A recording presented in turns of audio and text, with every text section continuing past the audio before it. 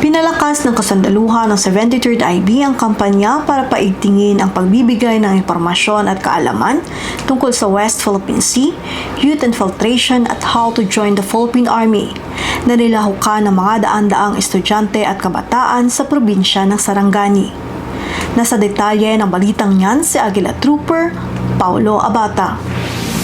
Matagumpay na nagbahagi ng kahusayan at kaalaman ng kasundaluhan ng 73rd IB sa isinagawang International Youth Day na may temang Local Youth Actions for the SDGs Beyond sa munisipyo ng Alabel gayon din sa Malapatan, habang Youth Congress naman sa munisipyo ng Glan, Sarangani Province, alinsunod sa pagdiriwang ng Linggo ng Kabataan 2025. Sa pangunguna ng Provincial Task Force to End Local Communist Armed Conflict o PTF-LCAC ng Sarangani Province, katuwang ang Sangguniang Kabataan ng Alabel, Malapatan at Glan ay nagsagawa ng Information Awareness Campaign ang kasundaluhan ng 73rd IB patungkol sa kahalagahan ng mga kabataan sa kanilang komunidad. Tinalakay sa nasabing programa ang insurgency awareness na naglalayong buksan ang kanilang isip sa posibilidad na maaaring masira ang kanilang kinabukasan kung maniniwala sa maling ideolohiya na dulot ng komunista. Alinsunod sa misyon ng 73rd IB na mapanatiling malaya sa insurensiya ang mga lugar na nasasakupan nito at maiwasan ang posibilidad na muling pasukin ng komunistang teroristang grupo. Kasunod nito, tinalakay rin ang West Philippine Sea na naglalayong mabigyan ng tamang kamalayan ang mga kabataang partisipante sa nasabing programa patungkol sa karapatan nating mga Pilipino sa kanlurang dagat ng Pilipinas. Nagkaroon rin ng information drive patungkol sa Army recruitment kasabay ng pamamahagi ng mga recruitment flyers habang nagsagawa rin ng libreng gupit para sa mga kabataan. Higit kumulang 1,000 partisipante na binubuo ng mga guro, estudyante, student council at pamanuan ng Sangguniang Kabataan sa mga naturang munisipyo sa nasabing probinsya.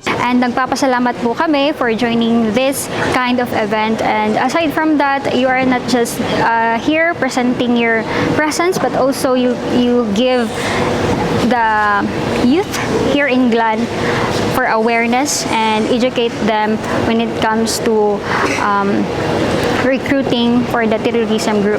Maraming salamat po 73rd IB sa inyong pakikiisa sa aming International Youth Day Celebration.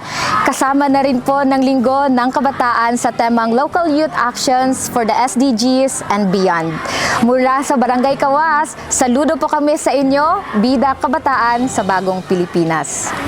Samantala naman, sa pangunguna pa rin ng Provincial Task Force to End Local Communist Armed Conflict ng Sarangani ay matagumpay rin na isinagawa ang Campus Peace Fora na may temang barkadahan para sa kapayapaan at kaligtasan sa Lonpadido National High School, Barangay Lonpadido, Malapatan, Sarangani Province. Nagkaroon ng parehong talakayan mula sa kasundaluhan ng 73rd IB at nasyonal at lokal na ahensya ng gobyerno kung saan dinaluhan ito ng nasa 70 na partisipante na binubuo ng Supreme Student Government at mga guro sa naturang paaralan. Ipinapakita lamang nito ang pagiging sinsero ng pamahalaan, katuwang ang lokal at nasyonal na ahensya ng gobyerno sa pagpapanatili ng kaayusan at pangangalaga sa kapakanan ng mga kabataan.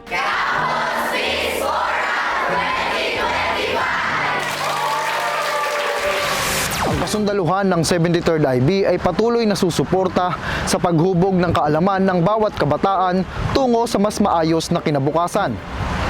Mula dito sa probinsya ng Sarangani, Aguila Trooper Paulo Abata para sa Neutralizer News Report.